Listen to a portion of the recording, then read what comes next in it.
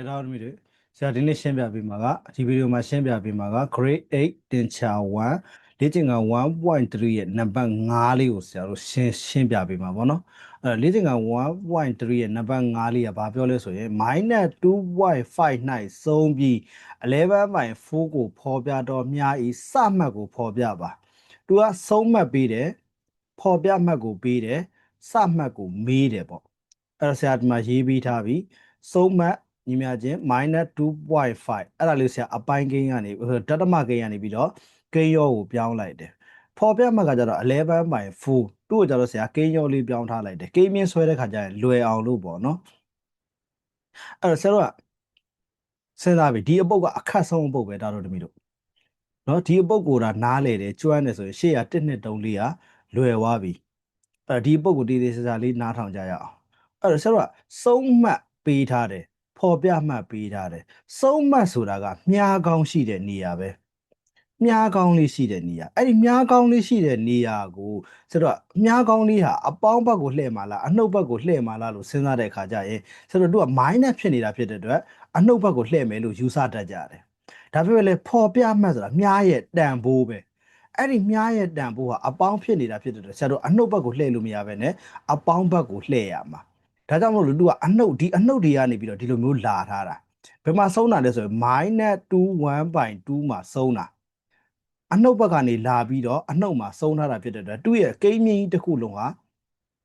ဘယ်မှာလဲရှိမှာလဲဆိုအနှုတ်ဘက်အချမ်းမှာကြီးပဲရှိမှာဒါကြောင့်လည်းဆရာတို့စဉ်းစားမယ် -2.1/2 ကနေပြီးတော့2.3/4 ကိုပြည့်ဖို့အတွက်ဆရာတို့ဘယ်မှာဆုံးမှာလဲဘယ်မှာစပြီးတော့သူဘယ်ကနေစလာတာလဲဆိုတော့ဆရာတို့စဉ်းစားကြရအောင်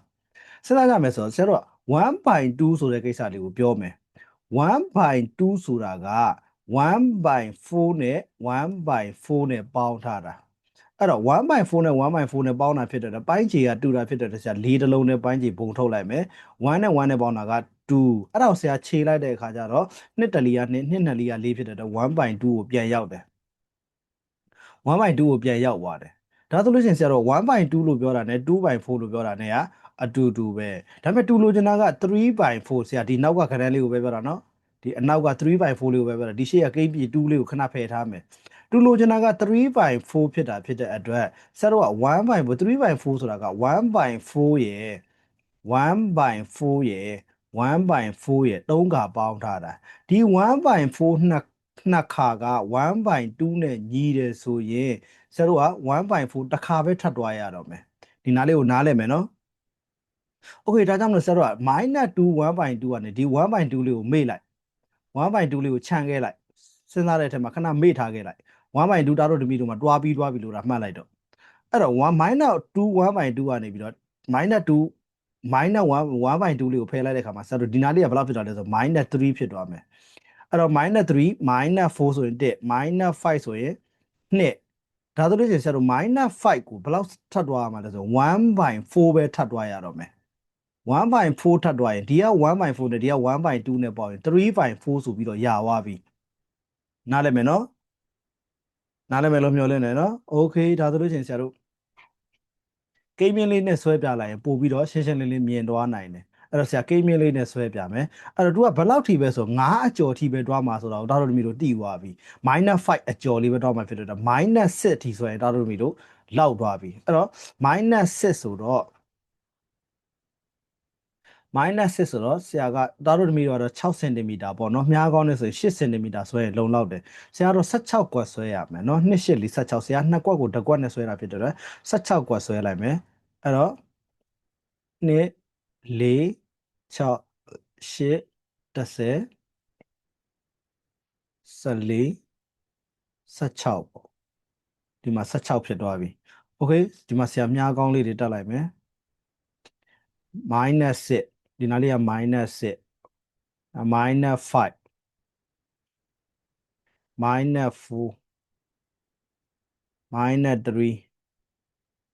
-2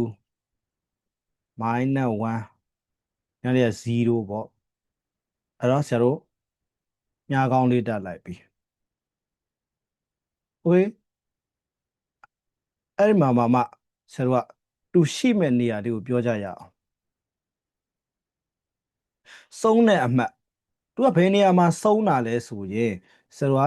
တစ်ခုတည်းကြည့်လို့မရတော့ဘူးเนาะနံပါတ်4မှာတော့အနှုတ်ဖြစ်တဲ့အတွက်ဆရာတို့အနှုတ်ဘက်ကိုလှည့်လိုက်ရင်အဆင်ပြေသွားပြီဒီနံပါတ်5မှာကျတော့စုံးမှတ်ကအနှုတ်ဖြစ်ပြီးတော့ဖော်ပြမှတ်ကအပေါင်းဖြစ်နေတာဖြစ်တဲ့အတွက်ဆရာတို့စုံးမှတ်ကိုအရင်ဆုံးရှာလိုက်မယ်เนาะ -2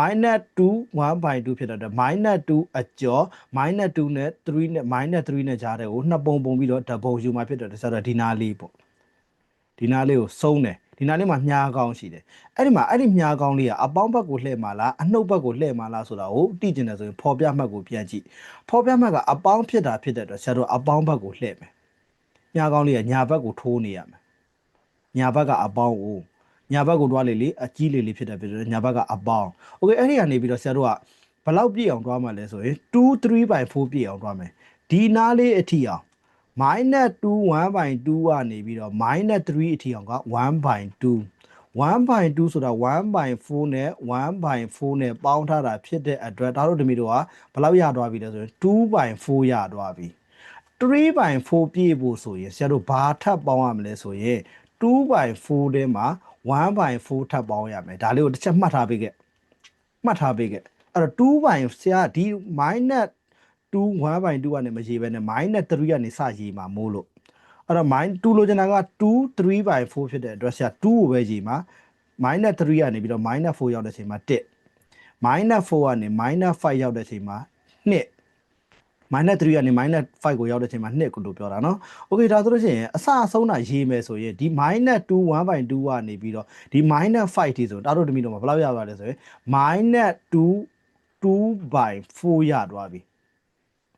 เนาะဒီဘက်ကိုတွားတာမို့လို့เนาะပြီးတော့မှဒီကနေအစတွေကနေဒီလိုမျိုးတွားလိုက်တဲ့ခါကျရင်เนาะplus ဖြစ်သွားမှာပေါ့ဆရာဒီကနေပြန်တွားနေတာမို့လို့ minus ကိုခဏဖြောက်မေ့ထားလိုက်ပေါ့เนาะโอเคဒါဆိုလို့ချင်းဆရာတို့ကဘယ်လောက်ထပ်တွားရမှာလဲဆိုလို့ရှိရင်1/4ထပ်တွားရမှာ1/4ထပ်တွားရမှာဖြစ်တဲ့အတွက်ဆရာတို့ကအလဲကောင်မှာဓပုံပုံပဲ2ပုံဖြစ်သွားပြီအဲ့ဒီဘက်ချမ်းလေးမှာဓပုံထပ်ပုံဒီဘက်ချမ်းလေးမှာဓပုံထပ်ပုံ4ပုံဖြစ်သွားပြီအဲ့ဒီ4ပုံမှာဆရာတို့ကဓပုံယူမှာဖြစ်တဲ့အတွက်ဒီအပေါ်လေးပေါ့ဒီအပေါ်လေးမှာဒီနားလေးမှာဆရာတို့ဒီနားလေးကနေပြီးတော့-5ကနေပြီးတော့ဒီနားလေးက-5ကနေဒီအဆက်လေးထိကို1/4ဒီနားလေးက1/2 1/2နဲ့1/4နဲ့ပေါင်းရင်3/4ဆိုတာဒီမှာတားလို့တမီတို့ပြောခဲ့ပြီးပါပြီเนาะโอเคဒါဆိုလို့ချင်းအစအဆုံးရေးကြည့်လိုက်မယ်ဆိုလို့ရှိရင်ဒီဓာလေးကစမှတ်အဲ့ဒီစမှတ်ကနေပြီးတော့-2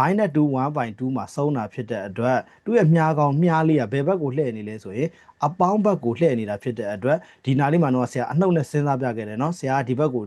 ဘယ်ဘက်ကိုတွားပြီးစဉ်းစားတာမို့လို့เนาะโอเคဒါဆိုလို့ရှိရင်ဆရာတို့မြားလေးရဲ့တန်ဖိုးကိုရေးလို့ရပြီသူ့ရဲ့မြားရဲ့တန်ဖိုးက2